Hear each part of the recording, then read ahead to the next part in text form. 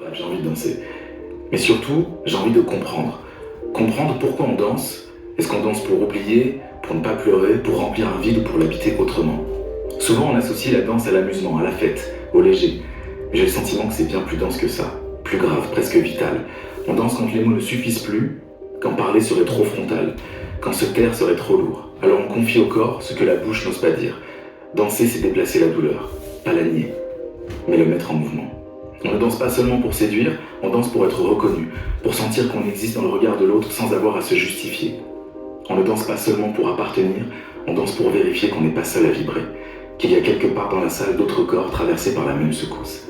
Et parfois on danse pour résister, parce qu'un corps qui bouge librement, c'est déjà une forme de liberté. On a toujours tenté de discipliner les corps, leur posture, leurs désirs, leur excès. Danser, c'est reprendre la main. Et moi, ce qui me fascine, c'est ce moment très précis, où plus personne ne cherche à bien faire. Je vis pour cet instant-là, quand l'énergie devient commune, quand les différences ne disparaissent pas, mais s'accordent. Un équilibre suspendu à un souffle, à une montée, à une lumière. Et soudain, des inconnus respirent ensemble. On peut appeler ça un climax, moi j'appelle ça un drop, mais j'y vois une suspension du jugement. Un instant où le corps sait avant nous qu'il faut lâcher. Parce que danser, c'est accepter d'être vulnérable, de ne pas maîtriser, de trembler un peu.